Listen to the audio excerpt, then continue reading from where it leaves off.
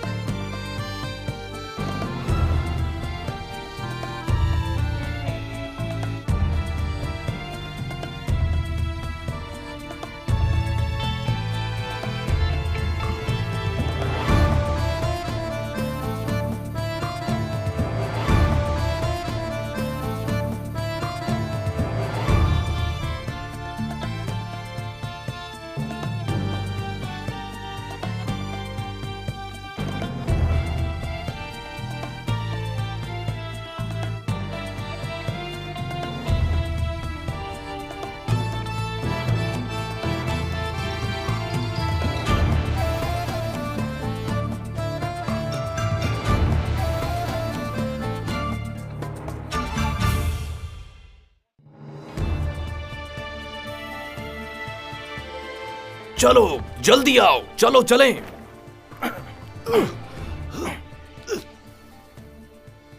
Mister Morris, कहाँ है doctor Hawkins? वो गांव में ही है कप्तान, कोई बीमार है।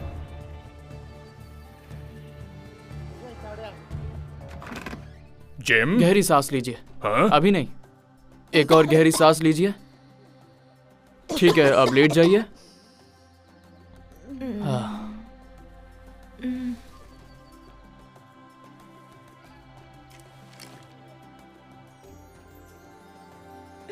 मुझे लगता है इनके फेफड़ों में इन्फेक्शन हुआ है। इनकी जान बचाने के लिए हमें तेजी से काम करना होगा और मुझे इन चीजों की जरूरत है। मुझे ये फूल चाहिए, ये वाले जो कि इस किताब में है। फूल नहीं, दवाई की जरूरत है। इन फूलों से बनने वाली दवाई ज्यादा बेहतर है उस दवाई से जो मैंने बनाई है।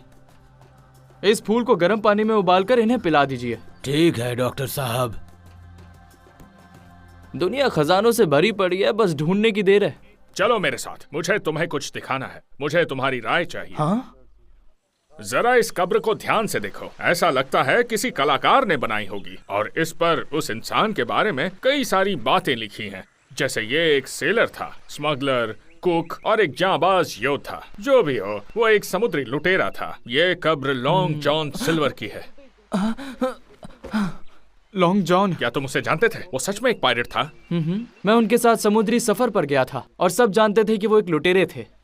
तुम उस पायरेट के साथ गए थे? मुझे विश्वास नहीं हो रहा। मैंने इसके बारे में किसी को कुछ नहीं बताया है, कभी जरूरत नहीं पड़ी। पर मैं आपको जरूर बताऊंगा अगर आप वादा करते हैं कि आप यकीन करेंगे।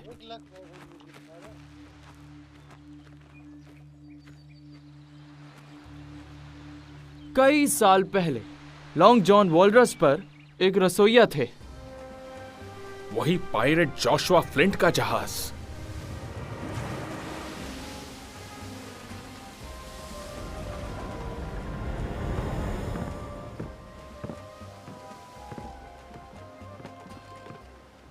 लॉन्ग जॉन, आज क्या खास है खाने में? मैं तो भूख के मारे बेहाल हो रहा हूँ। इसी वजह से मैं तुम्हारे साथ सफर नहीं करता बिली बोन्स। तुम्हारा ध्यान काम पर कम और खाने में ज्यादा होता है।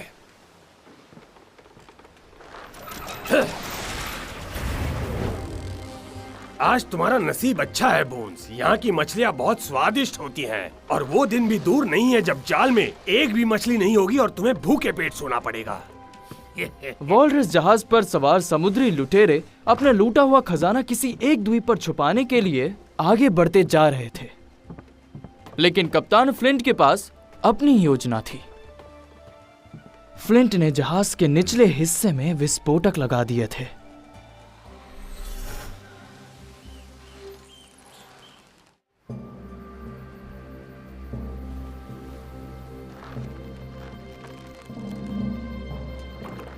और द्वीप पर अपने कुछ साथियों की मदद से एक छोटी नाव में लूटे हुए खजाने को रखकर अपने साथियों के साथ उतरे।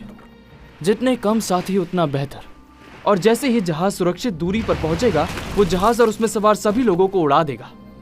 इससे मची तबाही और अफरा तफरी में अपने साथ आए आदमियों को वो पिस्तौल से गोली मार देगा और खजाना सिर्फ उसी का हो जाएगा। लेकिन लॉन्ग जॉन को बेवकूफ बनाना इतना आसान नहीं था।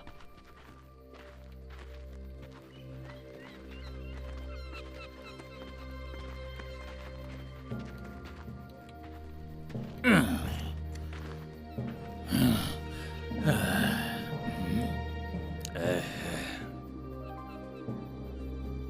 हुआ कैप्टन?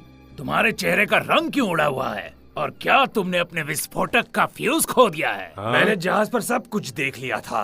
गद्दारी की सजा मौत होती है। तो आपने ये कैसे सोच लिया कि आप इसमें कामयाब हो जाएंगे?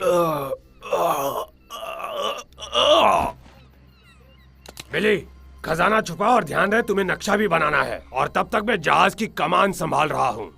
बिली बोन्स को एक गुफा मिल गई थी जिसमें वो खजाना छुपा सकता था। उसने एक नक्शा तैयार किया। वो आने वाले तूफान को मात देने के लिए जहाज की ओर भागा। उन्होंने फ्लिंट को वहीं सड़ने के लिए छोड़ दिया, लेकिन फिर याद रखूंगा लॉन्ग जॉन। मेरा जख्म पर खून क्यों नहीं बह रहा? मैंने तुम्हारी जान बख्श दी। कौन है? चुप रहो, खड़े हो जाओ। छुप क्यों रहे हो? सामने आकर बात करो। मैंने कहा खड़े हो जाओ। हवा की दिशा में चलो, तुम मुझ तक पहुंच जाओगे। आगे बढ़ो, आगे बढ़ो, मेरे पास आओ।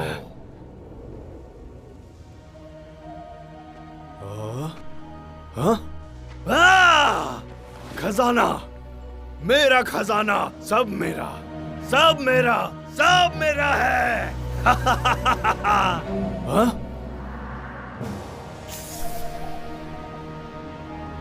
पीछे पीछे हट जाओ, वरना मैं तुम्हारे टुकड़े कर दूंगा।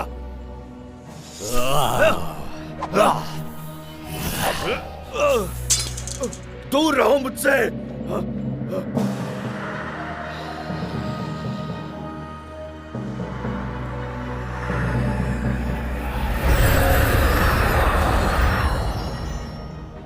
तुम मेरी शक्तियों के सामने कुछ नहीं। मैं हूँ हुराकान, हवा, आग और तूफान का राजा। मैंने तुम्हें जीवन दान दिया है और आज से तुम मेरी गुलामी करोगे। सुनो, तुम जो भी हो, मैंने आज तक कभी किसी की गुलामी नहीं की, समझ गए? लेकिन अब इसकी आदत डाल लो। अब से तुम्हारा दिल और दिमाग दोनों मेरे कब्जे में है। ठीक है, पर तुम चाहते क्या हो? सब कुछ, और शुरुआत उस खजाने से करेंगे। नहीं, नहीं। ये सोना मेरी सरजमी से है, तुम इसे वहां रख दो जल्दी, अभी इसी वक्त।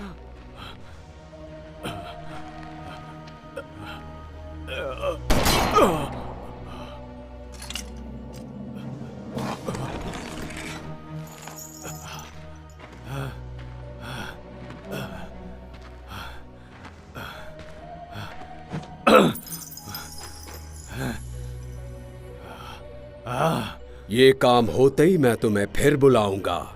तुम्हारे लिए मैंने कुछ बड़ा सोच रखा है। इस बीच लॉन्ग जॉन और उसके साथी तूफान में फंसे हुए थे।